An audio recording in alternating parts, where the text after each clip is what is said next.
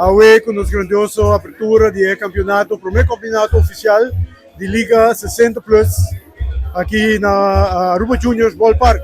Actualmente nos tienen 9 equipos miembros, cual está GT Tigers, Sluggers, Decos Clásico, nos tienen Aruba Juniors, nos tienen equipo de Astros, nos tienen equipo de Yanis Bulldozer, Heavy Equipment Perú, también nos tienen Surprise Troopers, nos tienen equipo de Boomerang, nos tienen equipo de Glovers y también nos tienen equipo de, perdón si me he olvidado uno, 9 total, de, sí, según me hemos mencionado tú.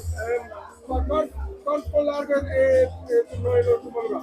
Bueno, el campeonato lo tomó lugar un periodo de 6 semanas, debido a tiempo, factor tiempo, y mirando que los equipos miembros están metiendo un programa que va a aquí, pues nos decidimos que hay aquí el campeonato lo guardo a celebrar por 6 semanas. Primeramente, nos quero agradecer a Deus para dar nossa força, para nós poder efetuar o trabalho aqui, um trabalho sumamente difícil, lá que me conhecem aqui.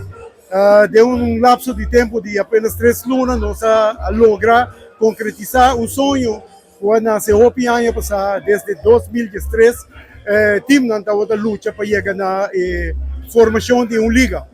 Seguramente nos que agradecer, com vosso permisso, meu amigo, senhor Meister Ralph Yassagray e sua organização, que ajuda-nos de tempo assim curto para nos pôr a ter nossa entidade legal com o nosso estatuto.